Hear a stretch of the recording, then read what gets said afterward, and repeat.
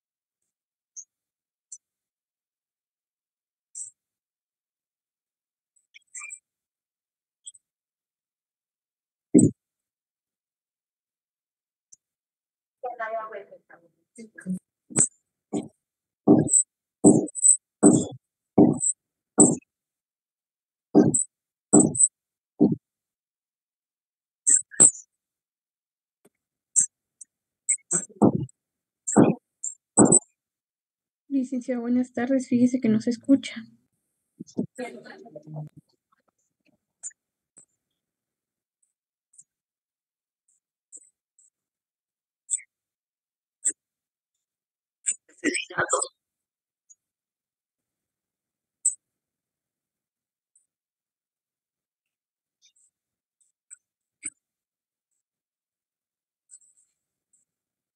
Que ganar hoy, alguno de ellos alcanzará el Chelsea en el segundo lugar y todavía quedará con vida para la última jornada del torneo. Vamos a ver si lo encuentran, si empatan, se dan en los dos.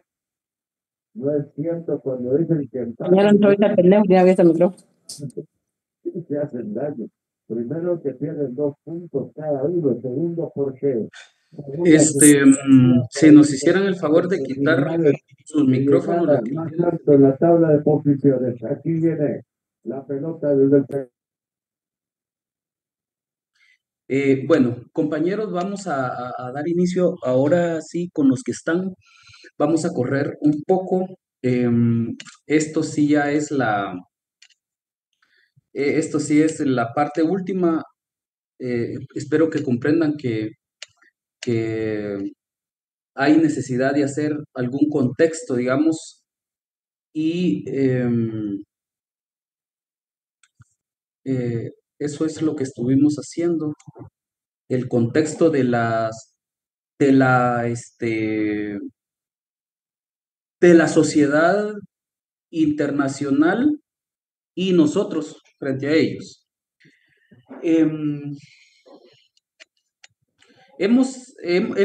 Cuando empezamos el curso, dijimos que íbamos a utilizar el método de la inducción el método científico de la inducción para poder comprender de qué es lo que estábamos hablando. Entonces, llegó el momento, pues, de ensamblar las piezas. Dijimos que íbamos a estudiar de forma particular para poder entender perfectamente bien el concepto, el objeto de estudio, que al final de cuentas es la protección de derechos humanos, la legislación dedicada a la protección de derechos humanos en el ámbito internacional y que nosotros ya vimos que existe, si fuera tan amable, Walter, de que existe un sistema universal, existen sistemas regionales en otros continentes del mundo y ahora nos aterrizamos a nuestro continente, que es de donde nosotros somos parte de esa organización y a la que y la que nos supervisa a nosotros el cumplimiento de la convencionalidad.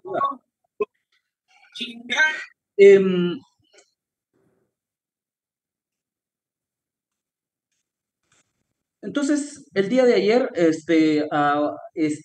minamos conocimiento, le hicimos un sondeo, tanto político, geopolítico, tanto técnico, digamos, hablamos de que en la Carta de las Naciones Unidas, de la Organización de Estados Americanos, pues básicamente es la constitución, es el acta constitutiva de esta asociación. Si habláramos de que esto es una asociación, esta sería la escritura pública. Está bien que tengan el micrófono abierto, compañeros, pero no hablen. Está bien si tienen que, no sé, hacer algo ahí. Bien, entonces, ¿cuáles son los principios de la carta? Miren, se los puse aquí en rojo, en grandote, yo espero que lo estén viendo y si no están viendo me dicen. Dice principio de no intervención a los países, de no intervención política. Por eso es que hemos criticado mucho el tema que se usan estas organizaciones para fines políticos. Y la verdad es que no debe ser así, sino que debe ser de forma objetiva. El propósito es como los objetivos que se planteó, para qué se hizo. Aquí está claramente que es no autoriza intervenir en ningunos asuntos de la jurisdicción de los países miembros. Entonces, ustedes pueden resolver sin necesidad de irle a rendir honores a nadie en el mundo, solamente a los soberanos que somos usted y yo. Disposiciones internacionales, esencialmente expresivo respeto, personalidad de la soberanía. No tienen que irle a reportar nada a nadie, solamente a nosotros, los soberanos, a usted y a mí, para que no se utilice esto como un efecto político, ¿verdad? Entonces empezamos a hablar un poco de los órganos y para irnos acercando, el órgano más fuerte pues es la asamblea. La persona que es la que más miramos nosotros, pues está la foto, les puse ahí del señor, porque es el secretario general, el que de vez en cuando viene a dar una vuelta aquí con nosotros. Y están los ministros de Relaciones Exteriores, es otro órgano de la institución. El comité jurídico, que viene siendo como el departamento jurídico de la organización, y la comisión, la parte humana de la comisión.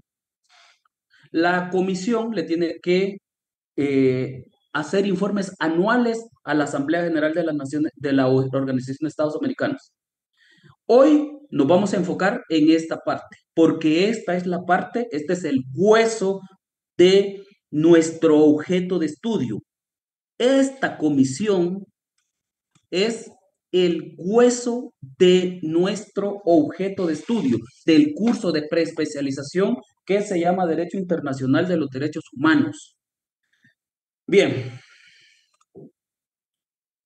¿cómo es nuestro sistema interamericano? Está organizado primero por la carta que crea la Organización de Estados Americanos.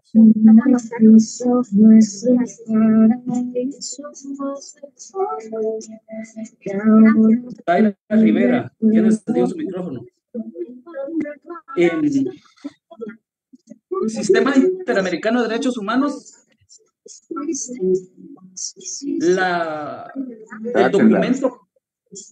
el documento constitutivo, la carta. Cuando ya están constituidos,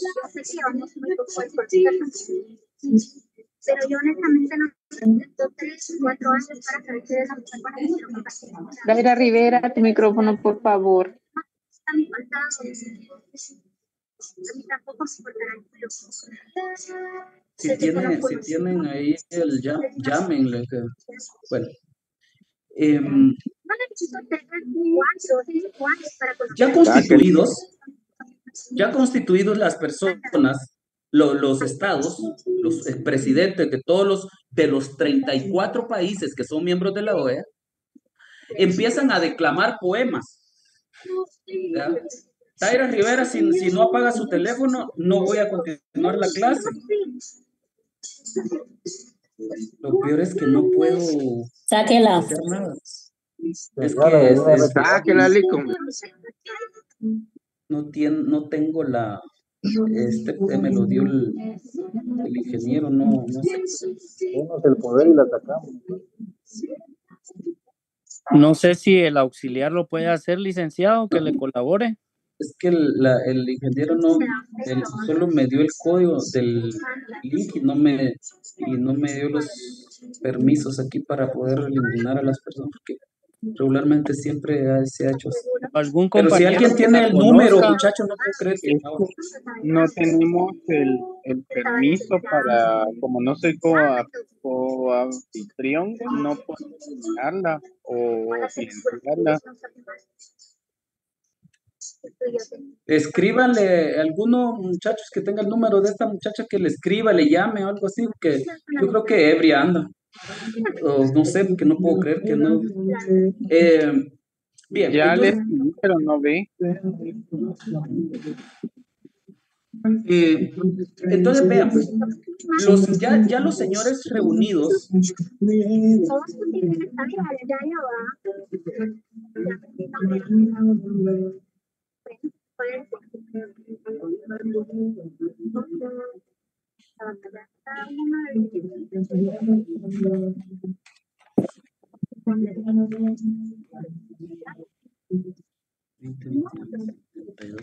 A lo mejor sí le da la opción de mutearle ¿cómo se llama? La compañera, licenciado.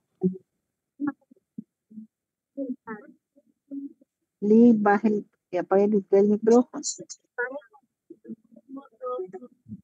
sí, eso intento hacer, pero no me deja el chat.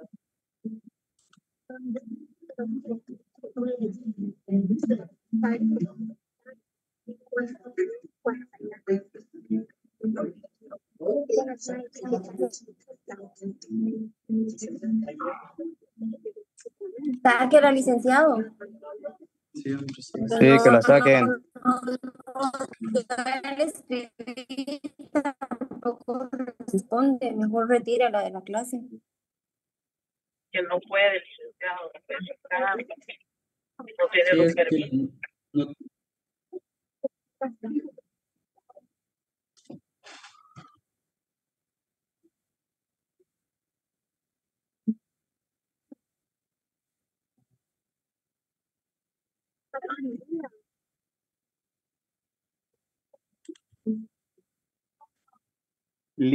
Intente posicionándose sobre los nombres donde dice participantes. Sí, ya, eso estoy. Y luego le da encima y ahí le da la opción de, o sea, sacarla o silenciar su micrófono. Ya lo pagó, licenciado. ¿Ya lo pagó? Ya. Gracias, Daira, por pagar el... Bueno, entonces dijimos de que ya constituidos los señores que es la carta, ya hicieron su escritura constitutiva de consolidación, de formalizar una organización, entonces empiezan a declamar, a decir, bueno, ahora que tenemos la organización, que ya tiene una persona jurídica, vamos a ir, vamos a soñar, vamos a construir una América Latina así hermandada, consolidada. ¿Quieren que les lea? Para que no digan que yo me estoy... Dice, el cumplimiento del derecho es un deber, el cumplimiento del derecho es uno, es exigencia del derecho de todos. Derechos y deberes se integran correlativamente en toda actividad social política del hombre. Mire qué bonita esta. Es deber del hombre servir al espíritu con todas sus potencias y recursos, porque el espíritu es la finalidad suprema de la existencia humana y su máxima categoría. Dicen ellos, ya empiezan a soñar, digamos. Y eso lo hacen en el documento que se llama la declaración. ¿Cuál es la diferencia entre una declaración, una carta y una convención? La declaración son anhelos que tenemos, sueños que tenemos. No es pacta sunt servanda. No es ley. Solamente es un anhelo que tenemos y solamente es un deseo que tenemos de hacer o de cumplir unos objetivos, pero no es vinculante. Yo no puedo decirle, ay, usted dijo que íbamos a servir en el espíritu y mire, este señor no está haciendo eso, ¿ve? Está ahí atropellando gente. No, no puede utilizar como una norma jurídica esos anhelos que están ahí. Eh, entonces, les presento la ficha técnica de la declaración, ¿verdad? La ficha técnica tiene solamente 2 capítulos, una es deberes, derechos y otra es deberes, que tienen los países que están en esa asociación. Entonces, ¿qué si es vinculante? ¿Qué si es vinculante? Y sí tenerle mucho miedo. De hecho, esta es su tarea, de aquí vamos a examinar la Convención Americana de los Derechos Humanos. Esa sí es vinculante. Y vamos a volver a repetir el círculo. Cuando se junta la asamblea, se nombran comisiones legislativas, se se hace una propuesta, se discute propuesta de documento. Cuando se termina, se somete a la asamblea, se aprueba en la asamblea y se la dan a nuestro presidente. Porque él es el presidente de aquí del Ejecutivo, es nuestro jefe de Estado y él es el que va allá representando. Se la dan. Se viene a Guatemala, se la entrega al Congreso de la República. El Congreso de la República le dice a los honorables miembros de la Corte de Constitucionalidad, señores, emítanos una opinión consultiva, porque nosotros tenemos como norma suprema que son nulas de pleno derecho todas aquellas disposiciones que contradigan nuestra Constitución. Si este documento trae una norma que contradiga una de las nuestras, es ipso iure, nula de pleno derecho. Entonces, cuando ya la Corte examina el documento y dice, no, la verdad es que no contradice ninguno de nuestros documentos, le devuelve el documento al Congreso de la República. El Congreso de la República le crea un número de decreto y se lo devuelve al señor presidente de la República. Esa parte donde le ponen el documento, el número de decreto, se llama ratificación y se lo devuelve al presidente. Cuando el presidente lo recibe, se va otra vez para la asamblea que está allá en Washington, la sede de la OEA, y le dice al secretario general de la OEA, antes era Luis Almagro, ahora es Albert Argin, no sé cómo se llama el nombre, nuevo, por cierto, hace como un mes que tomó el poder. Aquí está, señor, firmado, autorizado. Nos sometemos a las disposiciones o a la competencia de la Corte. Ahí termina el ciclo de aprobación. La Convención Americana de los Derechos Humanos, miren, Guatemala la ratificó y la depositó mediante el ejercicio de nuestro colega, el señor, Mario, su hermano Jorge Méndez Montenegro, ¿cómo se llama? El presidente del 66 para el 70,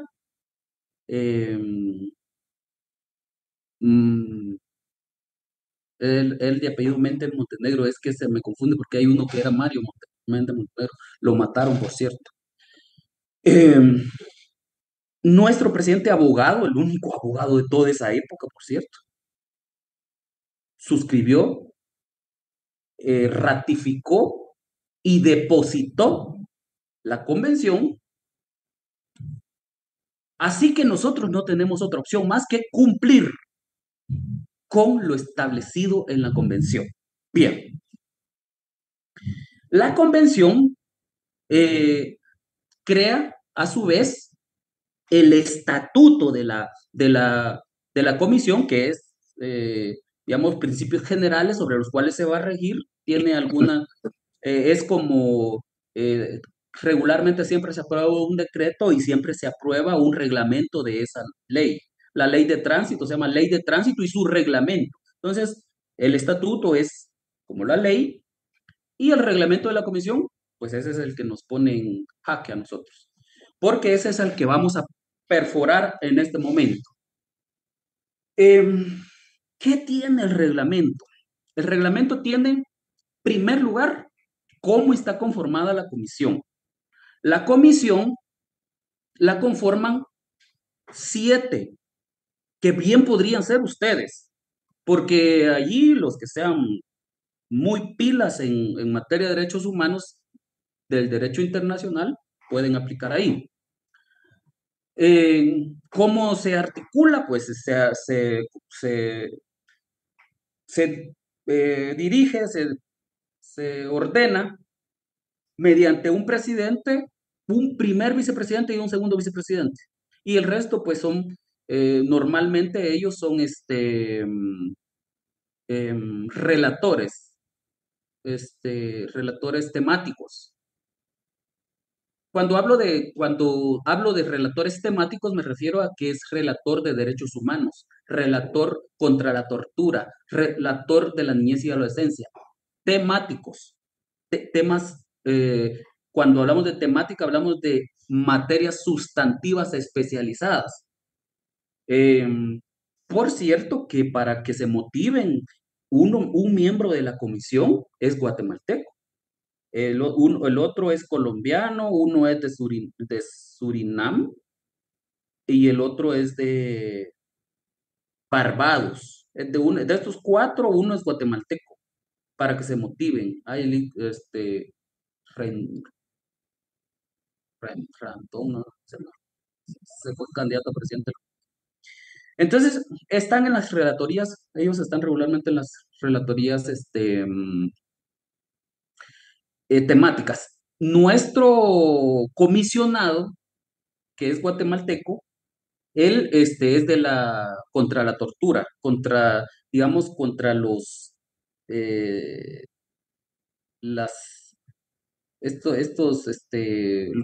presos que están, porque como ya están ahí en prisión, entonces piensan que ya se les acabaron los derechos, ¿verdad? No, no.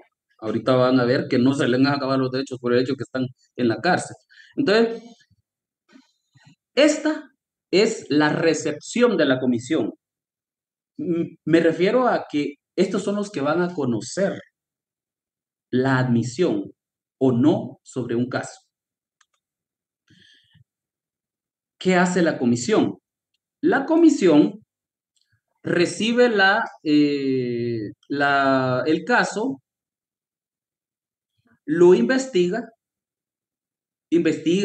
ahorita, si quieren, mejor vámonos de una vez para allá. Vámonos para allá, para que así lo llevemos.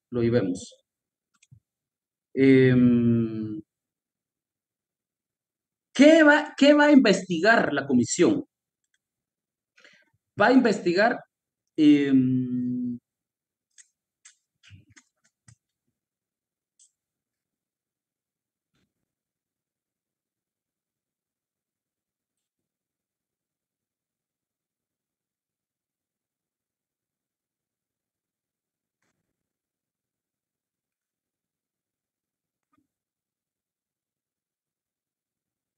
¿qué va a investigar la comisión? Va a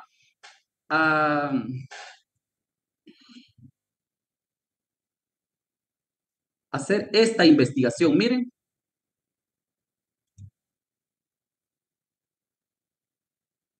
Esto es del caso de Fermín versus Guatemala.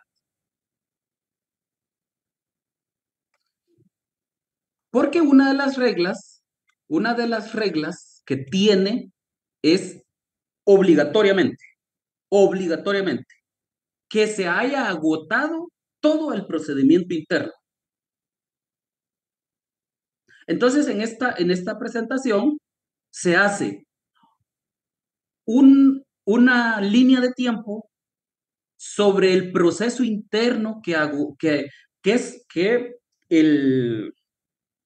el denunciante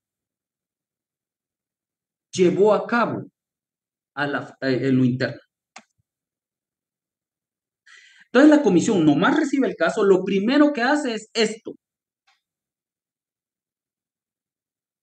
Miren, sentencia,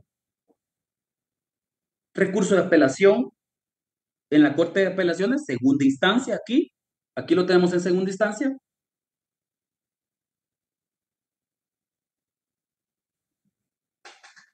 El recurso de gracia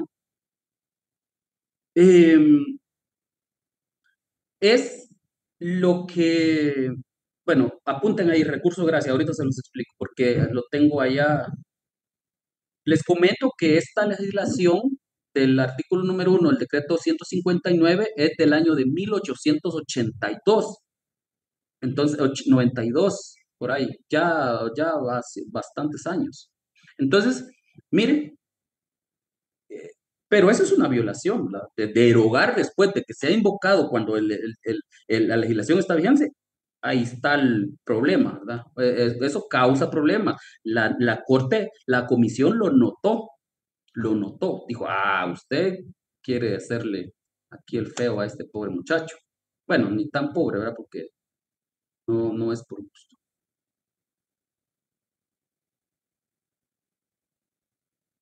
Apelación especial, casación, amparo, revisión de gracia y sigue persistiendo la violación.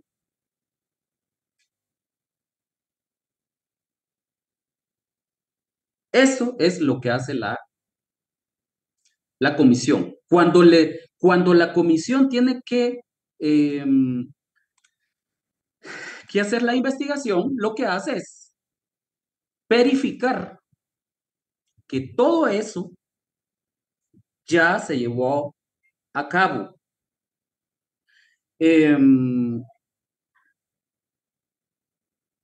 Si necesita irse al país de donde es la persona a hacer un estudio más, esas se llaman visitas in loco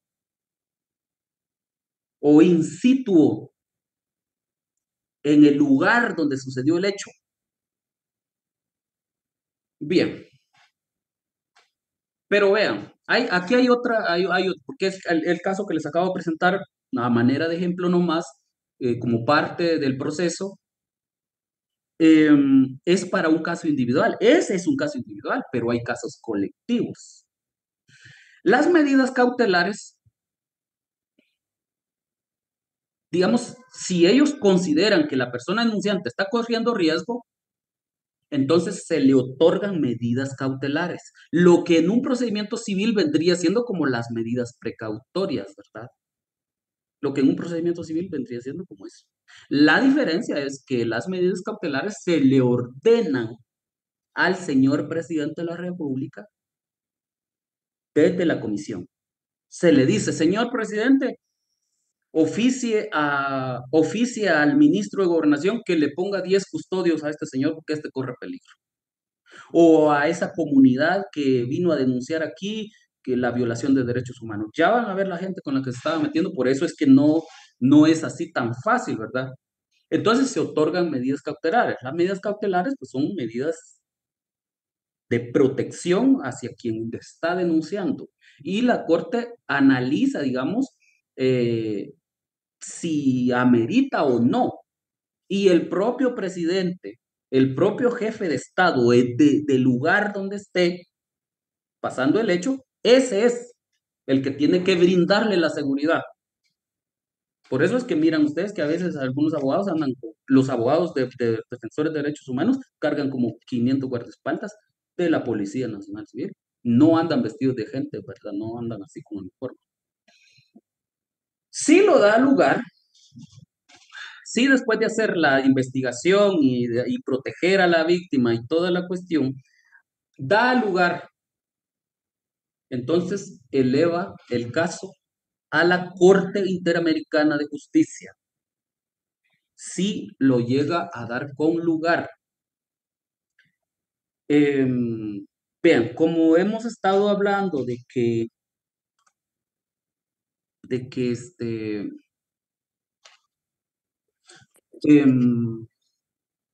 la convención sí es vinculante. La convención para nosotros, la Convención Americana de los Derechos Humanos para nosotros es como parte de nuestra legislación. Es de esa legislación a la que el artículo 46 se refiere. Y lo vamos a volver a leer. Bueno, de hecho, ahí que los que tengan a la mano su constitución, artículo 46, si alguien no tiene a la mano, que me lo lea. Artículo 46, la constitución. Está.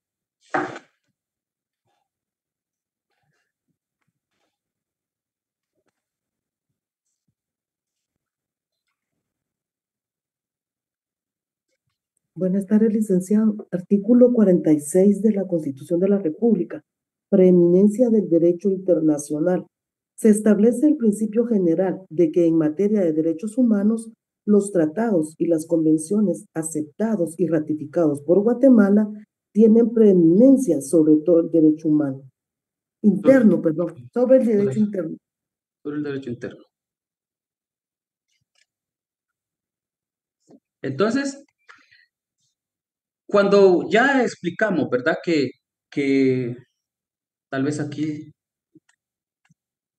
hay una pizarrita, pero ya explicamos que la legislación internacional,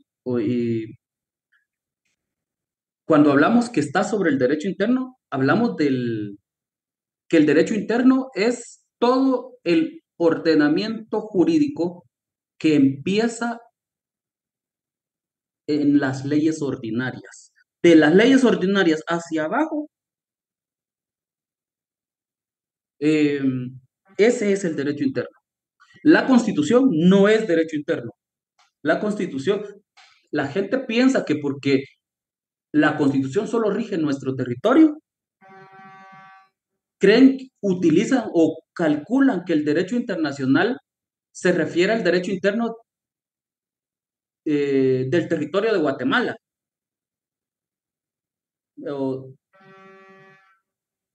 Pero no es del territorio físico, sino es del orden, de las jerarquías, de las normas.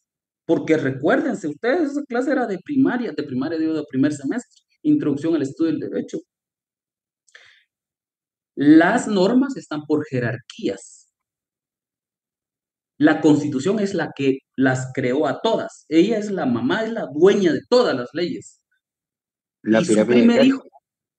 Exacto. Y los primeros hijos que tuvo nuestra Constitución son las normas ordinarias. Entonces, los tratados y convenios internacionales ratificados por Guatemala tienen preferencia sobre las normas ordinarias. Si quieren, para que no suene así como que si estuviera por encima, porque las personas piensan que cuando en el derecho internacional señalan a Guatemala, el derecho interno incluye la Constitución. No incluye la Constitución. Entonces, está por ahí, por aquí. Esta es la Constitución y esta es esta legislación. Porque es en materia de derechos humanos. Ahora las demás, cada norma, ¿verdad? Ahí esas sí no tienen preeminencia, no tienen preferencia. solamente en derechos humanos. Y la convención es de derechos humanos. Así que nosotros estamos comprometidos como a tomarla como una ley de nosotros. Bien. Estamos hasta este momento bien seguros, ¿verdad? Bien claros de que esa es una legislación nuestra, ¿verdad? A pesar de que haya muchos países involucrados en esta convención, 34 países involucrados en esta legislación, también nosotros la tenemos que obedecer y acatar. Bueno, vamos otra vez porque aquí dice deber, derecho de igualdad ante la ley, deber de obediencia a la ley. La ley que se va a legislar en ese momento. Bien. Toquemos el tuétano hoy. Artículo número 4 de la Convención. Derecho de la vida. Ya dijimos que nos sometimos, ¿va? Que nos sometimos a la jurisdicción de la Corte, así que derecho a la vida. Esta convención es a la que conocemos como el Pacto de San José, porque como se firmó allí en Costa Rica, en San José, la capital, San José, Costa Rica, la capital de Costa Rica, allí se hizo. Recuérdense que la Asamblea puede tomar la decisión de irse a Brasil hoy y mañana se puede ir a El Salvador y pasado en México y así. La Asamblea puede ir a asamblear donde se le dé la gana, desde los 34 países. Si mañana amanecen con la gana de irse a Curacao, allá a la playa a sesionar, ahí se van a sesionar. Tienen jurisdicción en todo el continente. Entonces, ese estableció que no se va a restablecer la pena de muerte en los estados donde ya fue abolida. La fecha en que nosotros discutimos este asunto y que el día que nosotros firmamos ese documento, nuestro Código Penal tenía pena de muerte como una pena, digamos. De hecho, todavía está. De hecho, todavía está. Pero esta disposición ya no permite que nosotros la podamos aplicar. No la podamos utilizar en los tipos penales que lleven implícito esa sanción. Entonces nosotros no entramos aquí, no se restablecerá, porque nosotros sí la teníamos. Pero tampoco a partir de la entrada en vigencia, que fue en el año 978, cuando era presidente aquel loco de Lucas García,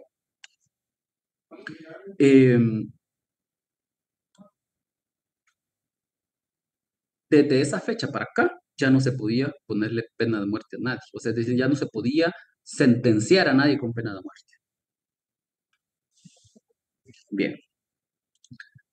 Pero como ya ven que cuando estuvimos analizando a los actores de los derechos humanos, encontramos a uno que se llama la persona humana, ¿verdad? Y dijimos que hay algunos que son algo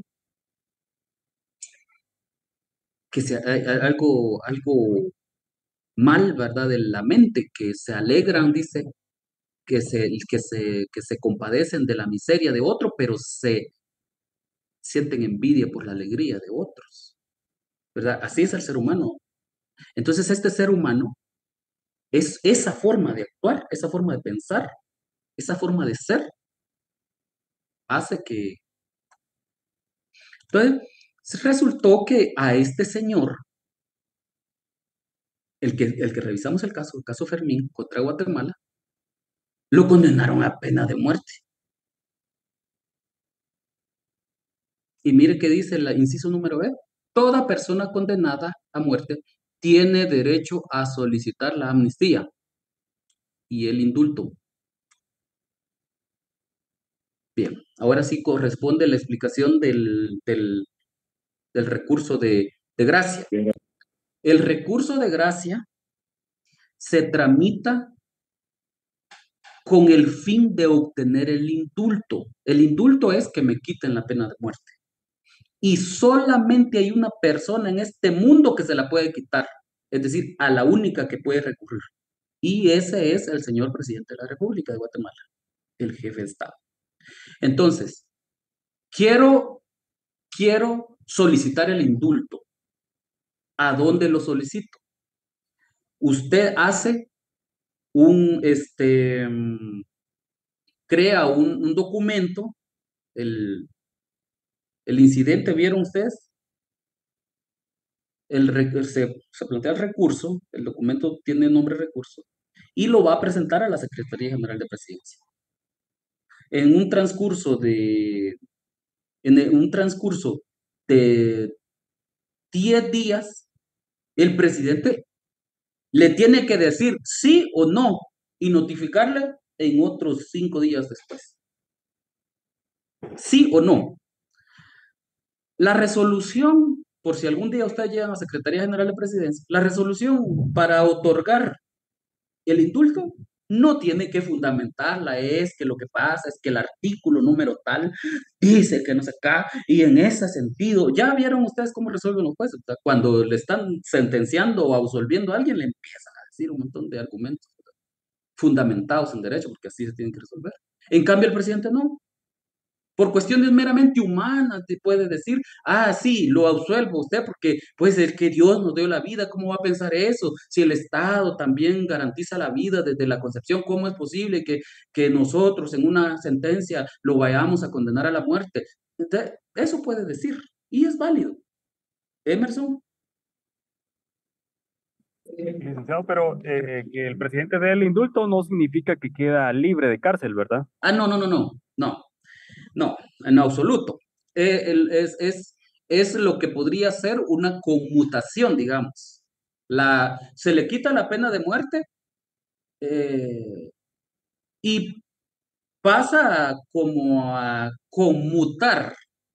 La muerte se transforma, a eso se llama mutar, conmutar, se transforma en años de cárcel. ¿Cuántos años le está? 25 años, ¿verdad? Bueno, entonces, la pena de muerte vale 25 años, entonces ya no le voy a dar ya no lo voy a ejecutar, ya no lo voy a asesinar, o sea, no lo voy a fusilar, sino que lo voy a tener ahí retenido 25 años más. O 25 años más. Entonces el presidente resuelve eso. Y es parte de los requisitos, digamos, que del agotamiento del procedimiento interno. Repasemos procesal. Ustedes ya están duchos, hasta clínica creo que llevan de procesal penal. Sí, me sentencian en primera instancia. El tribunal de primera instancia penal me sentencia. ¿Qué voy a hacer? Solo uno a la vez. ¿Qué voy a hacer? Apelación. Apelación, ¿qué tipo de apelación? Especial. Sí. La apelación simple es para los recursos, para los autos, para las resoluciones, y la apelación especial es para sentencia. 2, nos vamos al tribunal de alzada y segunda instancia. Revisamos que me manda la resolución la sala, no estoy de acuerdo, presento recurso de casación, me dicen que no tampoco en la Suprema, me voy a la Corte y me desahucian. Si la Corte Celestial me manda por un tubo, solamente el recurso del indulto me queda. Y se acabó. Ya no hay para dónde. Nada más que irme ¿a dónde? A la comisión. ¿Por qué? Porque el Estado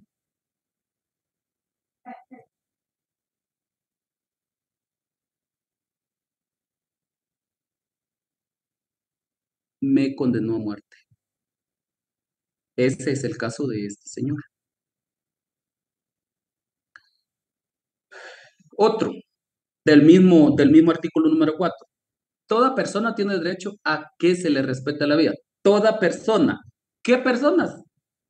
Las personas del Sol, de la Luna, de Júpiter, de Marte. No, de Guatemala, porque nosotros somos parte. Y aquí no nos interesa lo que pasa en El Salvador, nos interesa lo que pase aquí. Entonces, nosotros como jueces, como magistrados, como presidentes, como congresistas, como el miembro del ejército o de la policía, lo que tenemos que hacer es respetar la vida de los que aquí estamos, porque lastimosamente suscribimos este convenio y es ley entre las partes, ¿de acuerdo? Entonces, se les respeta la vida. Nadie puede ser privado de la vida arbitrariamente. Ah, bueno.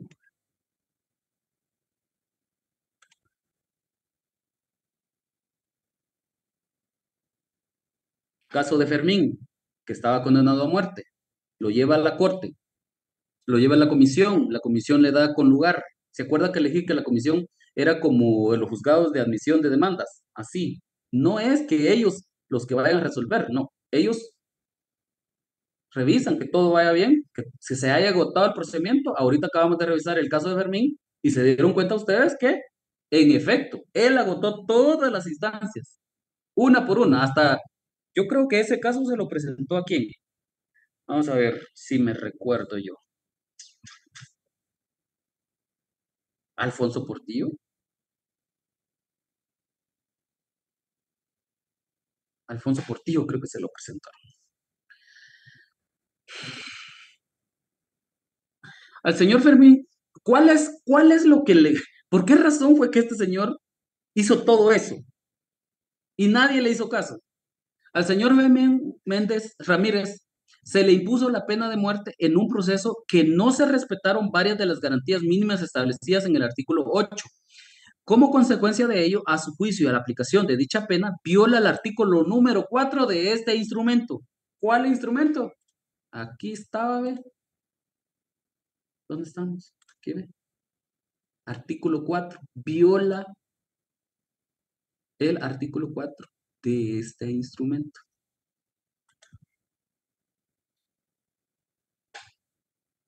El peticionario, o sea, el condenado a muerte, informó a la comisión que la presente causa, el Ministerio Público acusó al sindicado del delito de violación calificada, la cual no está sujeto a la pena de muerte, en los casos en que la víctima sea mayor de 10 años. A este sujeto lo habían acusado de una violación y la pena capital en el tipo penal solamente aplica cuando la víctima sea menor a 10 años. Pero el odio, ¿verdad?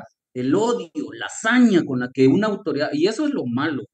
Y por eso ustedes tienen que, si tienen alguna descomposición mental, vayan a tratarse a un psicólogo y no hagan lo que esa gente hace, porque miren el problema en que nos meten a nosotros. Si algún día quieren llegar a ser jueces o magistrados, ustedes, la ley es tan perfecta, no necesita su perjuicio mental, no lo necesita, porque está bien. Y si algún día la ley no es suficiente, recuérdense de los 10 mandamientos de Juan Couture. Algún día, abogado, juez, magistrado, algún día, si encuentras disyuntiva,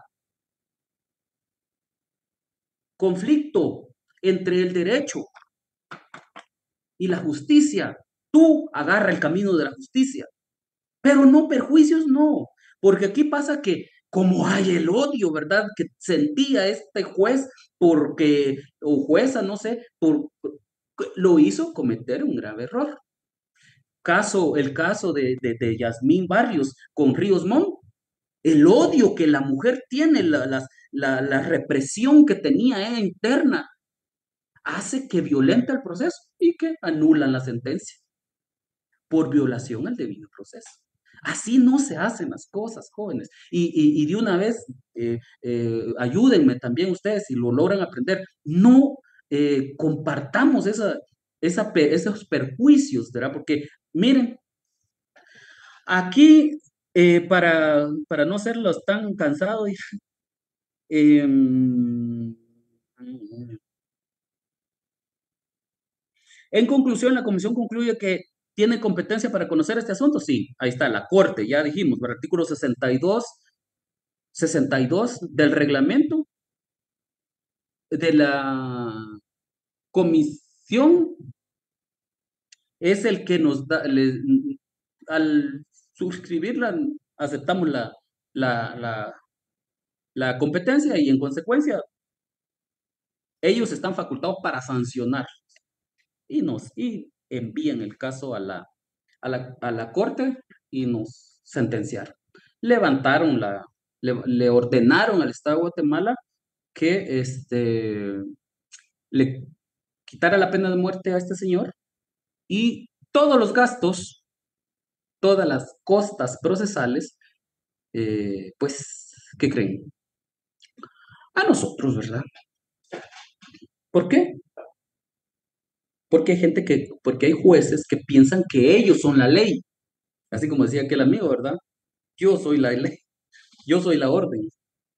Entonces, no es así. Nosotros solamente podemos resolver conforme al derecho. Y el derecho eso es lo que dice y nosotros no somos superiores a la ley. Eso sí hay que tenerlo bien claro. Bien. Repitamos ¿cómo se llama? Se le respete la vida. Toda persona tiene derecho a respeto a la vida. Nadie puede ser privado de la vida arbitrariamente. Caso de las masacres de Río Negro versus Guatemala. Vean, Guatemala ha tenido como Guatemala ha sido, ha compadecido, eh, ha sido sindicada en la corte por un montón de masacres. Y mucha gente odia el Ejército Nacional por eso. Y la verdad es que el Ejército Nacional no tiene nada que ver con esa gente enferma mental que ha llevado a cabo estas masacres. El ejército es una institución y esos salvajes son animales de esos enfermos mentales que lo único que nos han causado a usted y a nosotros, a mí, es daños en nuestro patrimonio como nación, porque nosotros tenemos que proyectarnos como nación, no como personas particulares, no como nación, porque si estamos bien, digamos, si hay seguridad, si hay salud, si hay educación, si hay desarrollo económico, vivimos bien todos, ¿verdad? No solamente un grupúsculo. Entonces, cuando nos salimos del margen de la ley, caemos en esto. Y por eso es que observan ustedes que al final de cuentas, militares como aquel Benedicto Lucas, ahí están enjuiciados. Ahí pasó también aquel de la policía, Chupina, el director de la policía del 82, Maldonado, el ministro de Gobernación de la época. Todas estas personas que se olvidaron que trabajaban para una institución del Estado. Se olvidaron que tenían el poder para que se les delegó la función de ejecutar la protección de nosotros y no lo hicieron así. Por el contrario, usaron las herramientas del Estado para atacar a la ciudadanía. Y eso estaba prohibido en la Constitución, ¿se acuerdan? Estas masacres sucedieron en el 82, 80-82. Mire, ¿qué demandó? ¿Qué demandaron? La Corte declaró responsable internacionalmente por las desapariciones forzadas. ¿Se acuerdan que hablábamos? ¿Se acuerda que hablamos en el sistema internacional, en el sistema universal? ¿Se acuerda que hablamos de que había que Guatemala se había suscrito, no había ratificado el convenio? Pero aquí sucedieron más cosas, no solamente la desaparición de 16 personas. Aquí mataron gente. Hay un libro que creo que se llama La masacre de Río Negro. Hay un libro que se llama La masacre, ahí relata cómo sucedió este hecho. Eh, dice, es responsable internacionalmente por la desaparición de 16 personas ocurridas en el marco de 5 masacres perpetradas entre los años 80 y 82 durante el conflicto armado, en contra de los miembros de la comunidad de Río Negro, enmarcada dentro de una política de Estado, oigan bien. ¿Y a quién creen que respondía la política de Estado esa? Por eso hablamos de política y por eso es una especie de un antecedente político. ¿Cómo es y por qué es? Y aquí andaban diciendo que esos muchachos que fueron a matar ahí, dice que eran guerrilleros, dice, que eran contrainsurgentes, que no sé qué y no sé cuánto. Y así, que si lo que querían era hacer una represa, que hoy es la famosa represa de Chixoy. Eso no lo dicen, ¿verdad? Es una generadora de energía. Entonces, por eso hicieron tierra arrasada. Hubo una desmovilización ahí, o sea, fueron a sacar a las personas y las fueron a aventar a otro lugar. Y entonces, ahí las que no se querían ir, erra- las, las mataron. Entonces, pero esa no es la política de nuestro Estado. Eso no es nuestra política, no es. Nosotros buscamos la conservación de la paz y la armonía entre ciudadanos. Eso de andar generando la guerra no es nuestro. Entonces la Corte determinó que el Estado es responsable por consecuencia de violaciones sexuales sufridas por la señora María Piboy por parte de los militares y patrulleros de la Autodefensa Civiles. También declaró que Guatemala es responsable por la sustracción de niños y niñas. Ahí está. ¿Se acuerda que por el 48 nosotros habíamos firmado la Convención Internacional, la Convención Universal, en el Sistema Universal de los Derechos del Niño? Y mire, se llevan a niños para esclavizarlos. En los 80, hace escasos 30 y algo de años, vamos a ver, ahorita ya vamos a llegar a los 40, ¿verdad? 40 años, quizás 38. ¿Qué pasó? Sentenciados, porque teníamos suscrito el documento del convenio, de la convención. Y mire, le tuvieron que pagar, nos mandaron $50,000 a cada una de las víctimas. Si fueron cinco masacres, ahí murieron un montón de personas, mataron un montón de personas y a todos esos había que indemnizarlo. ¿Y de dónde salió el dinero? Esta está como, terminamos de pagarla como en el 2018 la terminamos de pagar. Parece que nos hicieron un examen como en el 2022 en esta resolución, supervisando si ya la habíamos cumplido o no. Si no, llaman al banquillo los acusados a Guatemala ya en la Asamblea de la ONU, de la OEA, perdón. Bueno, ¿y usted qué le pasa? ¿Por qué no cumple con las obligaciones? Y le pasa lo que a estos, mire, los niños malcriados de la clase. Nos ponen entre los niños malcriados. Y entonces usted mira en la tele todos los días, Guatemala es una violadora de derechos humanos, ahí no se respeta la democracia. Mentiras. Pero como ellos son los que dictan las políticas. Entonces, al final, nosotros tenemos que pagar las consecuencias de violentar los derechos de los ciudadanos. Les puse dos casos. Les puse un caso colectivo y un caso individual para que comprendamos lo importante que ni en forma colectiva, porque recuérdense que los derechos humanos hay individuales y colectivos, derecho de los grupos étnicos. Entonces no podemos, por ejemplo, el caso del tipo de genocidio, ¿verdad? No se puede ir a exterminar a un grupo así solo porque se nos dé la gana, ¿verdad? No se puede. tenemos compromisos internacionales. Las convenciones son parte de nuestra legislación y nosotros pues hemos aceptado eso. Y si no cumplimos con ello,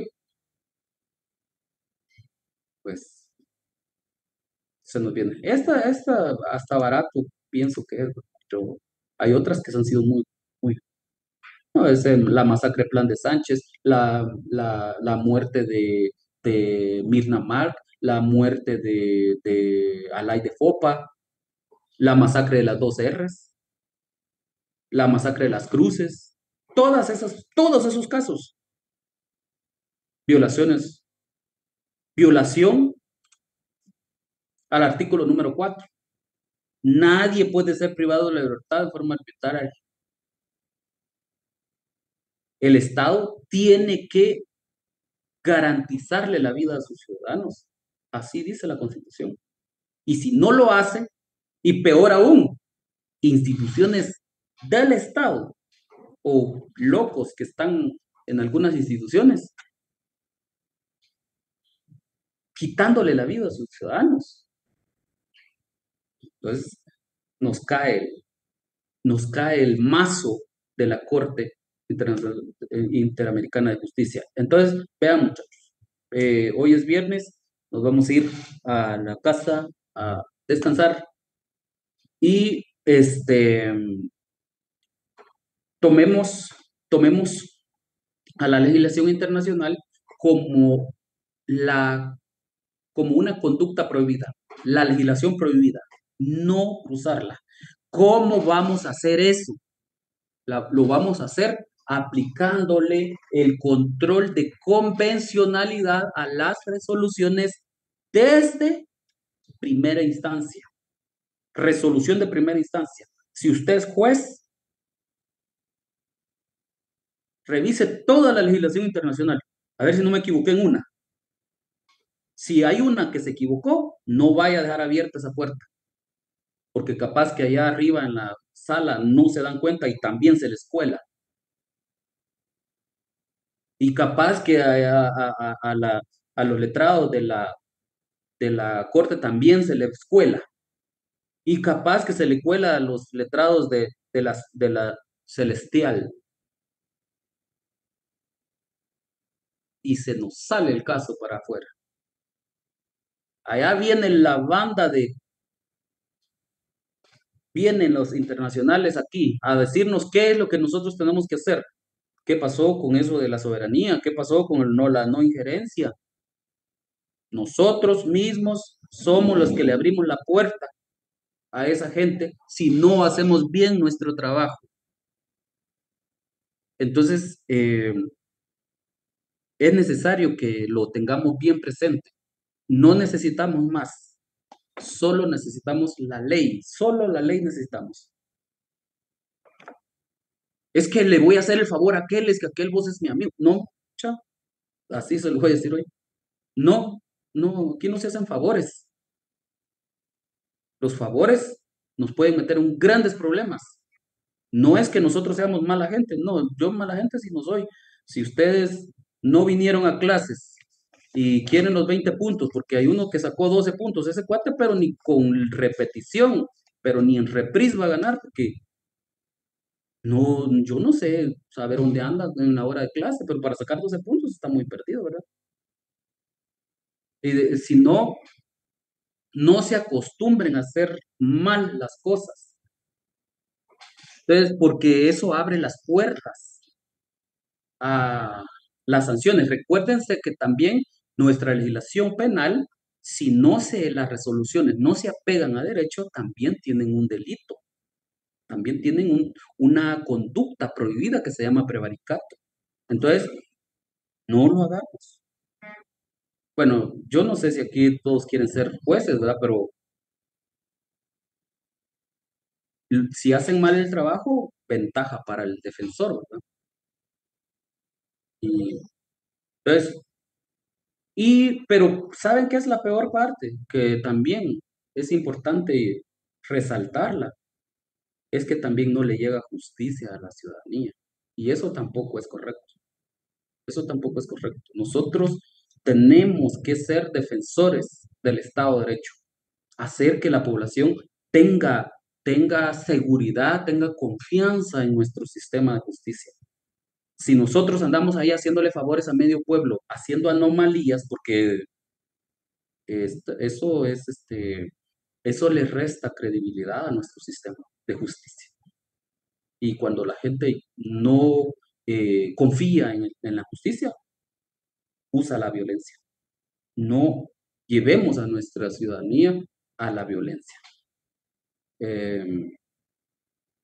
Bueno, el martes vamos a repasar. Les cuento que ya confirmamos que la magíster nos va a dar la clase el lunes. Es de los procedimientos de la OIT, para que ustedes sepan por dónde se va, digamos. ¿Se acuerdan que les dijimos que por ahí ahí se había ingresado una reforma, había una modificación al código, al artículo número 90 ter? Entró por convencionalidad laboral, peores formas de trabajo infantil. Entonces, algo así, algo de eso nos van a platicar, porque eso también protege derechos humanos en cuanto a la Convención de los Derechos del Niño. Y el martes podemos repasar, si gustan, cuando ya estén todos, porque ahora no están todos, creo yo. Y el miércoles es el Día del Maestro. Ese día sí está permitido no venir a clases. Y el jueves es nuestro examen. Básicamente, es un día, es que es como cuasi último día para mí.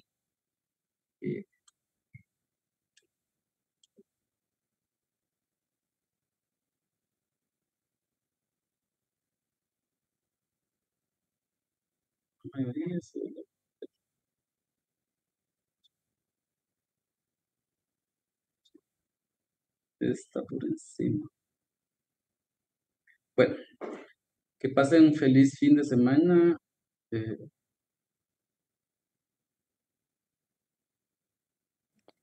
Igualmente, licenciado, feliz tarde. Feliz tarde, licenciado. Feliz, se cuidan. Feliz tarde, Feliz tarde, licenciado. Feliz tarde. Feliz tarde,